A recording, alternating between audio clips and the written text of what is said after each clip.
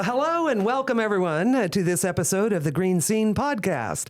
Dolly Throckmorton, Shelley Brown, your co-host today, and we have a very interesting topic coming up. We'll have our guest will be Mike Belding. Hello, Mike. Hello. Good. And we're going to get to that. But first, I have to, you just can't go through this without saying, is March going out like the lion? It came in like a lamb. But yes. I don't know what we've had recently, the weather. I don't like it. I'm just going to be honest. I don't like it at all. And I was driving back from Washington last night, and it was probably some of the worst weather I have driven in the last couple years. Oh, okay. Not in my life, but definitely in the last few years, it was horrendous. Well, yeah, we had that. I think I remember that it was forecast some snow, but I didn't expect it to add up to. I had like 6 or 7 inches. Oh, I know. I mean, I don't think it just kept coming. I don't think they forecasted it either. It's like, oh, rain's going to turn to snow. There'll be a few flurries, but that was not the case. And this forecast comes after the day of 75 degrees, and I mean, we're outside walking around and dry, and the little breeze blowing. It was really nice. I mean, all you can say is welcome to southwestern Pennsylvania. That's March. About all you can say in March. 4 seasons in one day if you wait long enough. Yeah, yes, this is how it goes. That's for sure. But I'm ready for it to be over with. Spring is coming, It'll come. I think, and, it'll come, but not today. Not today, that's for sure. Well, Mike, it is really good to have you back. Well, you've been a guest before, and we always come away much better informed than we were before we talked to you. So we're real interested. In a recent GreeneScene, there was an article, the title, what's the title of that? Government's Role in Business Industry Development. Okay. So this was the Towne Square section. Oh, the Towne Square. Yes, the government's role. People are always invited, all the Greene County people or readers of the GreeneScene Magazine, to submit their thoughts and opinions as long as it's something that we can grow from or learn from or progress from. Yes, Good absolutely. News. So, and I remember when we had you before, Mike, that we talked about the problems that we have with the tax base not being where it needs to be and is too expensive to develop here. And part of that being because the industry isn't here like it used to be at one time. So I'm guessing that this is telling us a little bit about some progress in that way and who really makes these decisions. Right. And so this was inspired by obviously seeing some inaccurate and misleading information often posted on social media. And people jump to conclusions about the roles and responsibilities of individuals or offices in governance. And, the bottom line is the truth still matters. And to correct the misconception of who's making decisions and how they got there, and is there, any funny business going on behind closed doors and so forth. So this article directly talks about the roles of the county commissioners, the planning commission of Greene County, and then it delves a little bit into individual property owners' rights and the opportunity that they may have to say who's going to live next door or who's going to build a facility next door, right? Okay. Yes. So we can dive into that. It was published in the GreeneScene last month, so people can get a hard copy or online and read it in its entirety. But really, there were 2 discussions that started. One was in Waynesburg, in the old Tommy Boy's restaurant site. There's a new car wash going in. And, so individuals were like, well, who would decide to put a car wash there? We already have 4 or 5, or what's the need, right? What's the capacity of the ones we have? And they jumped to a conclusion about who's making those decisions. And the second piece directly to that is the data center proposed down at Alicia. Yeah. And everybody coming on board with, the county commissioners are at fault of bringing noise and dust and lighting pollution into our community. And so I kind of try to set the record straight on who makes those decisions and Well, we need to know that. I mean, you're right. People they hear something, whether what they hear is even true or not, and it grows from there, and that's a negative. Right. So, right. What is the county commissioner's role? So basically, we can go top down. So we'll go from the 3rd floor of the county office building where county commissioners reside. Their role in economic development is to develop an environment that is friendly to businesses. Okay. Right? So just like a school district would develop an environment that is family friendly and good education. So we're trying to entice by the general environment that we're providing businesses, industry, or the school districts, families into their area. The county commissioners' role basically stops there. They are not a yes or a no to a proposed business. They can certainly articulate the desires, right, of the community. We want a replacement for extraction industry, for instance. So we've lived for 120 years on coal mining and more recently natural gas. Would it not be nice to have a diversified industry that all our eggs wouldn't be in one basket, Right. for Absolutely. instance? Yes. So here's an opportunity for something that's different, and we would encourage that. But by no means are they a yes, come here, or no, you can't come here. It's not their flat-out decision. Not their decision. I think I need to clarify one thing I forgot to mention, Mike, is that Mike is a former Greene County Commissioner and Yes. served several years. And you're former military too, right? Yes, 30 years in the United States Marine Corps. Thank you, Yes. sir. Thank you very much. thank you. I wanted everybody that's listening to understand that you speak from a place of experience in this issue. Yes. Yeah, so go ahead now.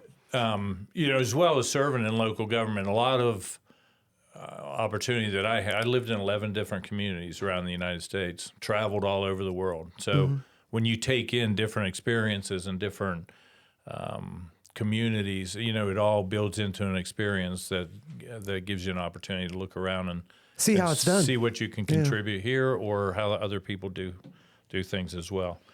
So the county commissioners have a limited role in what's going to show up. They certainly have a role in the invitation part or making the environment applicable for business development. This article also addresses, I saw a comment, and I was just like, that's a strange thought. The county commissioners do not represent me. Well, that's true if you're an individual. If you have an individual desire to have something or not have something, that's true. My motto when I went to work every day in the commissioners was to do the best job that I could, make the decision for the majority of people that was going to be positive. Right? Absolutely. So if you individualize yourself and you say, I want this or I don't want this, or gee, it'd be nice if we did something like this, that's probably true because it's not a collective good. Right. Right. I understand that. Yeah. So their Yes. role really is to represent all of Greene County, the 35,000 residents, and mostly outward, not back into townships, not back into municipalities, not back into community organizations, but to Southwest Pennsylvania Commission, for instance, which is a conglomerate of Southwestern Pennsylvania community or counties, so that we can be represented in a regional role. Okay. And when you talk about Department of Transportation or the infrastructure of water and stuff like that, our neighboring counties can articulate our needs to Harrisburg. Right. So you go stronger by numbers. Right. Right. And in the similar region that you live. Right. Yeah. Right. So although we focus as individuals a lot on what's happening in Greene County, a lot of what the county commissioners do are focused outside of that in a collective whole that makes us more competitive in Harrisburg. Right. Sure. For funding, attention, whatever the need is. And we have a unique geographic situation where we go south. A lot of people will tell you Morgantown's our town. That's our city. When it's not available in Waynesburg, we jump on the interstate and buy cheaper gas, for instance, right?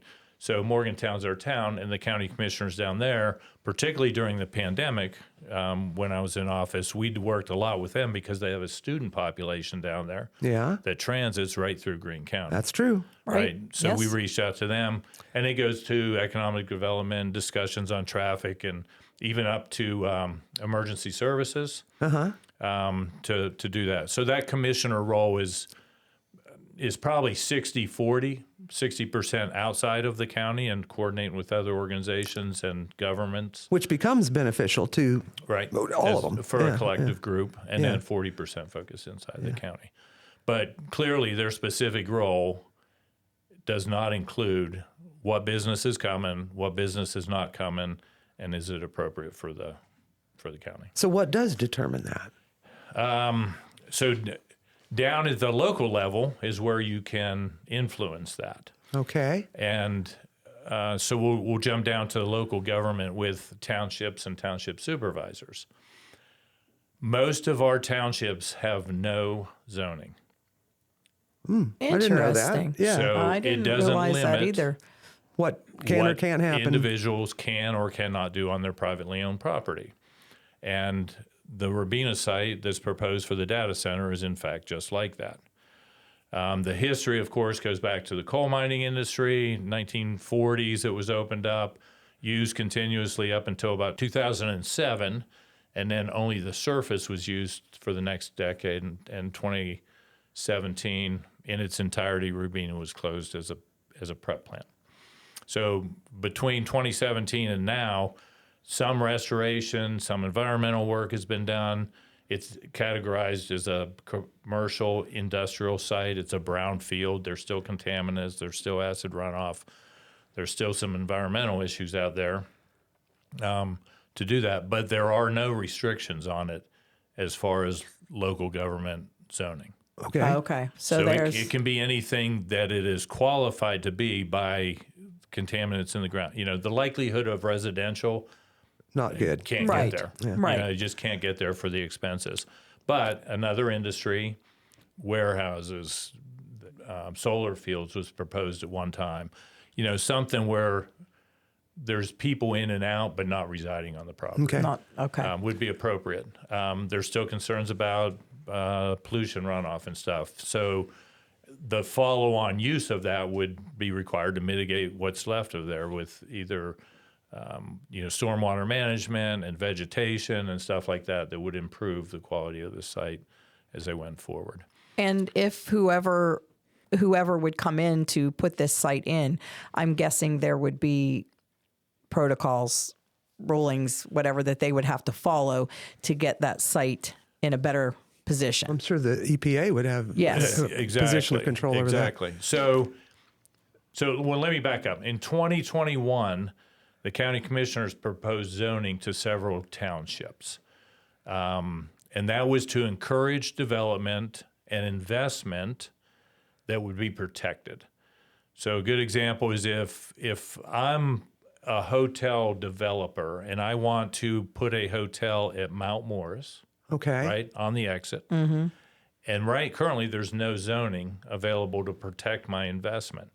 So I could end up with a trash transfer station right next to my hotel. I see what you're saying. Yeah. Yes. Yes. No help, right? You're only going to stay there one time, and Right. you're going to realize what's next door. So we were trying to encourage zoning in townships.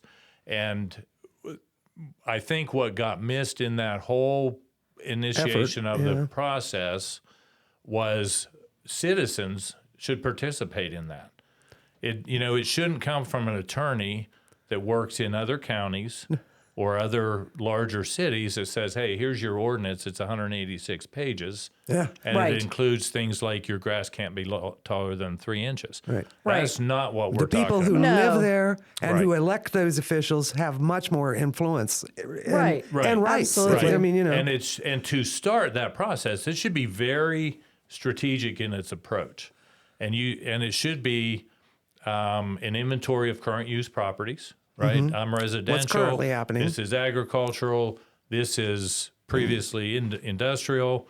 There may be areas that are undefined. Right, it's just hilly, wooded kind of areas. It's not timber, or it's just an open area. And so you inventory that, and then collectively, as a group of citizens, you say, where is the appropriate thing to put certain businesses? And if, for instance, I'm going to go back to the data center proposal, you want to restrict specific things in a neighborhood, you could say nothing can be built here that's going to have a decimal level higher than 60. You can say, I want to restrict truck traffic to 30 vehicles per day. You can put these restrictions on a zoned piece of property to funnel certain things there certain and things there keep that certain are going things to out. conform to your desires, Yeah. right? And protect other areas that like you said, with the noise levels, with the I'm just thinking of the traffic, even coming through downtown Waynesburg. You know, all of these things, if you don't have all this defined clearly, I wouldn't even want to come in with a business, like you said, if I knew that I'm not going to be protected on this side, that there's not going to be something come in here that's detrimental to my business. It's a give or take, though. I Yes, mean, there's got it to is. be. Yes. Because, oh, I yes. mean, There has to be a I happy medium there for everybody. Yeah, I can think of situations where zoning was real prohibitive to development. Absolutely. And Yes. so you've got to make sense. And it needs to make sense to the people that live there. Right. Because So I they're like the this, ones this dealing example. with it. Yeah. Yes. Yeah. What we got in that initiative was all the citizens said, I don't want the government involved in my property I management. see. They were just didn't want So any it control. was a flat zero So across no the board. participation from the townships. And no participation from the citizens. like active. We want to go forward with this and put limitations on something. So just like you're not limited in your property ownership, neither Right. is the next buyer. Right? So an individual buys a piece of property owned by a business, industry, or private individual. He inherits or she inherits the exact same restrictions or unrestricted property rights. Whichever it that is, the- yeah. So Right. in It this case, reminds we me- have It reminds core me energy. of a HOA, you know, like a Yes. housing. Where, Right. I mean, there are people that would never live in one because they don't want to be told anything Right. about what they can do Right. in my property. Right. And yet, we all know people who've lived next door to people who do have the junkyard in Yes, there. yes, and that you it would be- you try to rent that piece of property out Right. or something. Right. It lowers your property It lowers value. values, Right. yeah. Absolutely. So it's a sticky. Right. Yes. But I think in the middle, Yeah. which we never got to because people said no Yeah. up front, there's adequate protection and freedoms that can be Can be done, articulated. yeah. Right? Right. Don't tell me how long my grass can be, but tell me that they can't have 60 trucks a day in there. Right. Right. Because I'm never, as a personal property owner, going to violate. It's never right. gonna That's get not there. gonna change. Right. So there are thresholds of tolerance Right. We're talking about extremes here. that can you know, be Yes. so- yeah. discussed Yes. and limit things. In the meantime, when that was going on, this is 2021, the Department of Economic Development for the state was working on a playbook for Rabina. So, it sat idle for several years from 2017 to 2000, I guess, or 2021. The playbook articulated 3 opportunities for redevelopment of that piece of property. okay. It goes through all the future mitigating requirements of a business to come in there. So in order to make it better, to decrease pollution, and so forth, all those things are articulated in there. It also proposed or gave an opportunity for 3 specific kinds of developments to come in. One was a solar farm, one was a warehouse transportation type of facility, and I think one was recreation. And those were just, hey, this would be a nice thing to have here because of the way the property currently lays. At the time, AI and data centers were not even a discussion. It wasn't even in the in the mix. realm of Yeah. what we needed or thought we needed or anything like that. But if you go back and look at the requirements and everything, a data center is an appropriate Could be well, just like the business or industry to bring in there. We're going to take a break right now just to share a little information with you about our sponsor for this episode of the GreeneScene podcast. You know, here in Greene County, we value tradition, and nobody honors that quite like our friends at Beams Auction Service. For over 85 years, the Beams family has been more than just auctioneers. They're neighbors who treat every sale like it's their very own. Whether you're looking for that perfect piece of equipment or just a great day out with the community, Jim and the crew make sure everyone has a good time and leaves with a smile. And they've got 2 big machinery consignment auctions you'll want to circle on your calendar. First, join them at the Greene County Fairgrounds in Waynesburg on Saturday, April 4th. That's the day before Easter. Next, head on over to West Alexander on Saturday, April 25th for another fantastic day of bidding. Experience the personal touch of a third-generation family business. Visit beamsauction.com for all the details. We'll see you there. And let me just pause for a second. You're going to be doing, you have another article specifically about this issue, that particular data Yes. proposal. Yes. Yes. That'll be coming out in a upcoming, I think the Podcast, upcoming. yes, in a future Well, podcast. GreeneScene. You'll Yes, see it in the GreeneScene, GreeneScene. and then we will be talking about that in a future okay. podcast It's as just- well. So if we could just segue a second to, so you mentioned the Greene County Planning Commission. You know, we have the commissioners here. I'm guessing the Planning Commission is probably a step down from that. What is their role in all of this? So the Planning Commission there's 10 members to it. Their skill sets are spread out over a whole bunch of different specialties. Some of them work in environment, some of them work in business, some of them are concerned citizens. They Sure. just bring a whole bunch of different skill sets to a board. And if you will, envision the guide rails on the side of a road, right? So if you operate a vehicle inside of that, you're not brushing up against, you're safe and you're going down the middle of the road. The Planning Commission makes sure that proposed businesses operate inside the guide rails of current legislation and laws. Okay. And if a business is proposed and they put their package together and they have their environmental impacts and they have their studies, and it's a phased process so that they don't invest a bunch of money and find out they're going to be outside of the guidelines, right? They go through a checklist, and as long as all those legal requirements are fulfilled, that's the authority of the Planning Commission. They don't pick who's going to be there, what type of business it's going to be, what their activities are, or anything else. They just confirm that all the legal requirements that are established by law or zoning Right. or ordinances Are met. Have met. Yeah. Right. And And they're if it staying is- within those guidelines. Right. And if it is, they have two choices. So originally they would have three choices. If those guidelines are not met, they could say no, go back and do more work and Sure. homework, Revise and revise and come back resubmit. again. If all of the requirements are met, they have two choices. They can table it for more community involvement, discussion, or whatever, or they can approve it on the checklist. Everything's been met, and the company or business or industry can go on to the next phase. But if they're all met, they can't say no. right. Right. I mean, 'Cause, that's not an option. I mean, for 'em. legally, what would be the recourse there for the Planning Commission? Right. We've met everything you've asked for, so how can you not approve to follow to the next step? Yeah. What Makes a lot of examples? sense. Why would they table it if they've met everything they need to meet? I mean, to get whatever well, reason. I mean, I think you can say now.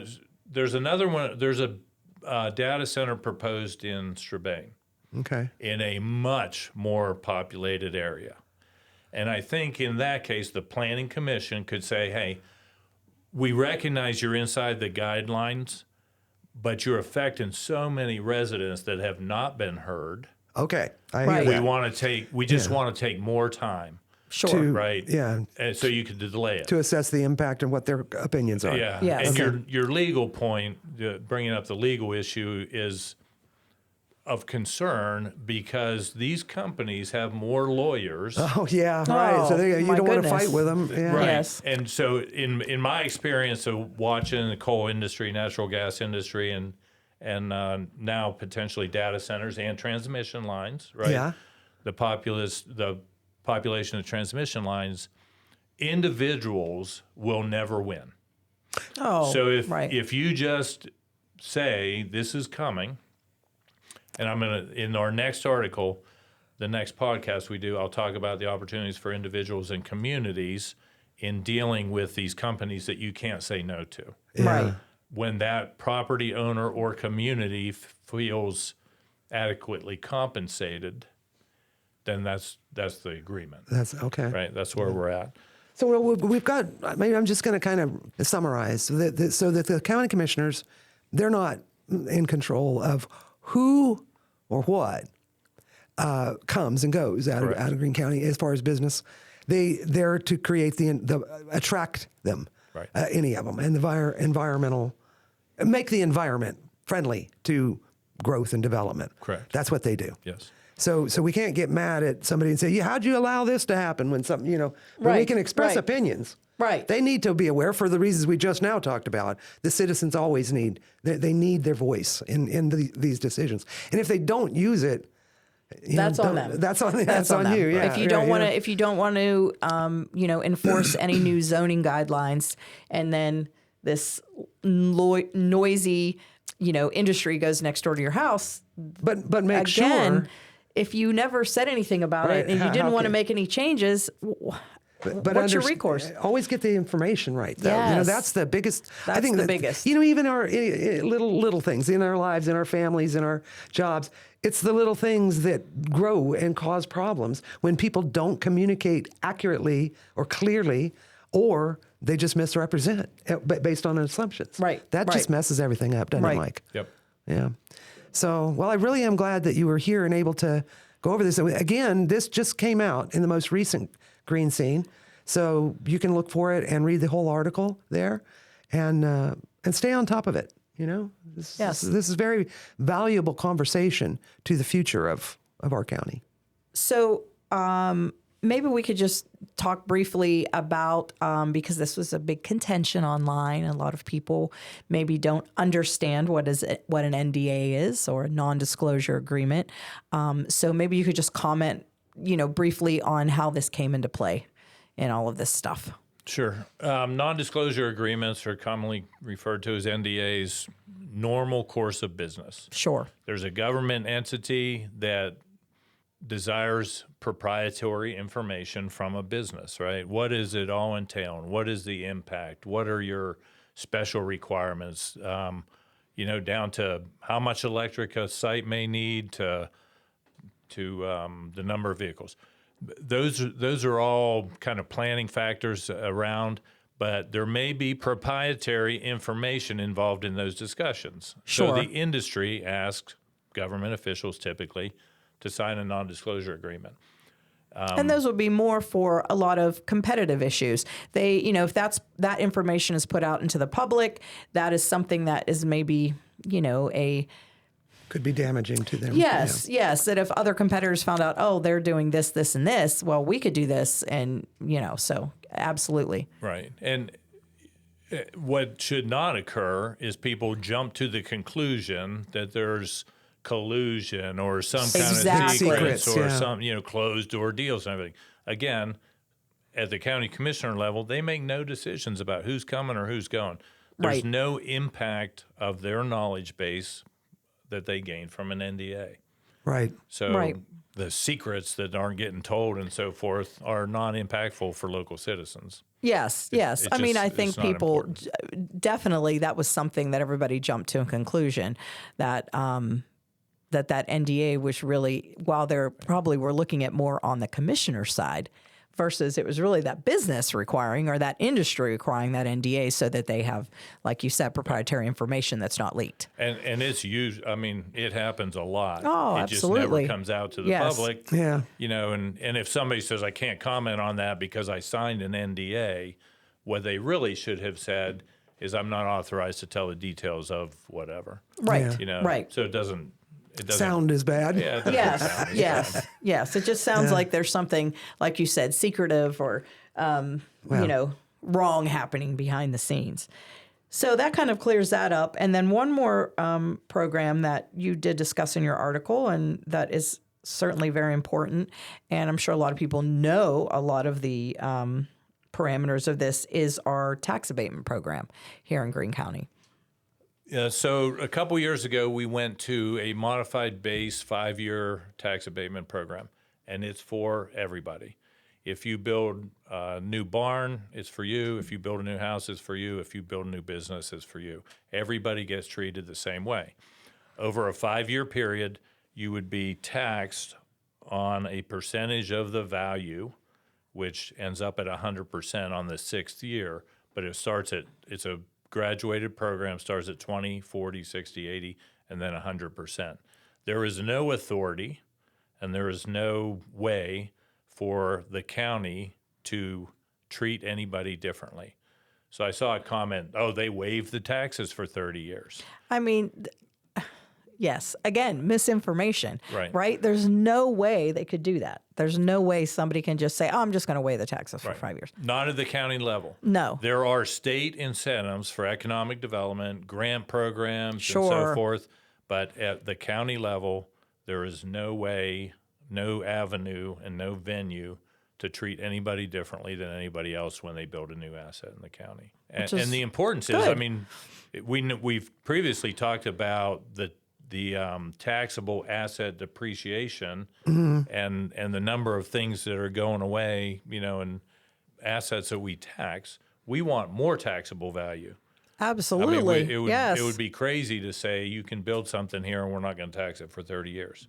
Because what we're really after is the taxable assets. Yes, 100%. Yeah. Yes, So, that's you know, it exactly goes back what we to need. what's the truth. Yeah. Truth's still important, and let's make sure before we air the information and get it out to the public that is correct. Yeah. Well, we sure Agreed. appreciate the research that you've put into this. Yes, which is to help extensive. clarify, yeah. I mean, you know, But not anybody everyone can is do it. willing to do what you're doing, and so that's definitely to be commended. Yeah. For sure. Well, I appreciate being here and the opportunity to Yeah. bring to light some of the discussion items that I've seen. Yeah, that's great. Yeah. So, Mike, just give us a real brief summary. What have we learned today? I think the article points out the roles of government pretty clearly, and the county commissioners have no role in yes or no to new businesses or industry that want to come into the county. The planning commission acts as guide rails to keep proposed and businesses that are building into the county within the guidelines of the laws, ordinance, and zoning requirements of the county. And one thing that we didn't really hit on, I think came out in the article, is that those not involved in those decisions, i.e. politicians, would do themselves a favor not to stand up and claim success or progress when they're not involved. It was, in was that. caused by them, yeah. Right. Right. And the planning commission as well. You know, they're following strict guidelines. So, you know, there's only so much they can do. That one's kind of black and white. Yes. Yes. Well, all right. Before we let you go, though, Mike, we have a lot of fun on these podcasts, and we have a little thing we've been doing with our guests. Yes. So Dolly's got some questions for you. We're just going to do a little bit of Greene County trivia. You think you'll do all right? I think so. I think you will. I'm confident It's anyways. some Pennsylvania trivia Yeah, too. some too. So you should be good. You since you're from here. So, all right. So I'm going to give you 3 historical items, and then you have to say, did they happen in Pennsylvania or did they not happen in Pennsylvania? Okay. So, number 1 is the Founding Fathers signed the Declaration of Independence in 1776 in Yes. Pennsylvania. In Philadelphia. Yes. Okay, Very good. good. All right. Yay. 1 out of 1. 1 out of 1. All right. Number 2. Did this happen in Pennsylvania or did this not happen in Pennsylvania? Milk chocolate was invented. Yes, by Milton Hershey. Milk chocolate was invented, is the question. I would I'm going tend to assume to. I was wrong. You're going to assume you were wrong, although that was an excellent answer. It was. Apparently, no, it was invented in Switzerland. It was a trick question if you think about it. Yeah, it Because really we was knew- a trick question. So Okay. not fair, but I think he gets that half right because of Milton Hershey. Just because he credited Yes, her. because he did. Yes. And last one. Did this happen in Pennsylvania or not? Benjamin Franklin was born.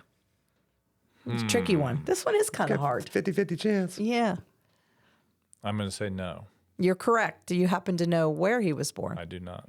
Boston, Massachusetts. There you go. Yeah. He's a yeah. northerner Which up makes there. sense Yeah, now, it doesn't does. it? Sort of when you hear all that. Now this part, All right. we're moving on down to Greene County. You this you will be, got this one is made. going to be a lot Okay. easier. It should definitely be. So this is Greene County trivia. So the first one is, now this one is not going to be like a did or did not. This is going to be the actual answer to the question. So what famous boundary line separates Greene County from West Virginia to the south? Mason-Dixon line. Excellent. Very good. And just a fun little side here. So my husband decides he's going to find they never completed this Mason-Dixon line. Maybe you know the answer to this, right? So the ending point, I guess, was never there. So my husband was on a mission Sunday because the weather was so nice to find that ending point exactly. Did he? No, he's going to go back and look again. So any I think the closest you can get comments is in there help? Ned. Ned. Okay. out the west. Well, the western. he was close to there for sure, but yeah, he says, I'm going to find out where this is. So interesting. Okay, and the last one is, what significant event happens on July 29th every Rain year? Day. Yeah, of course. Yay. Yes. So, and then there's a fun one here, and you can answer this. I think we ask a lot of people this, but what is, and you can't get this answer wrong, which is good, what is the best thing to eat at the Greene County Fair? I eat from St. Anne's fish fry. Oh, well, that ties in. We did a little We talked to them, podcast on yeah. St. Anne's Fish Fry, and that was one of the things we talked about, their big Well, presence at the fair and how they've had to adapt their they had to fish fry adapt. at the fair. They're doing hot dogs. They're doing hot dogs now because it was just too much for it was a lot. to transport and keep and all of that. And the electricity was a little bit of a problem, and manpower was a problem. Yeah. But even leading up to the Easter season, they have the best Friday fry. Oh, yeah. They do have Yes, and we did discuss that. Okay. Yeah. Well, thank you for participating in our goofiness there. My pleasure. Yes, and we thank all the folks who are listening in today, and again, let you know on an upcoming podcast, and we'll talk to Mike some more, and be sure to check out the most recent GreeneScene and the upcoming GreeneScene for the information that you heard about today. Yeah. Yes, and if you like that, we're going to delve a little more heavily into this whole data center business on a future podcast, which has been a big contention with everyone. So I think it will be really good for everybody to hear. We remind you that if you ever have an idea for a topic, or you have opinions that you'd like to share, you're welcome to contact Brett Moore, the editor of the GreeneScene for the Towne Square, and submit something. And or if you want to talk to us about the podcast, be sure and do that. And we ask you to tune in to the next GreeneScene podcast. Thank you.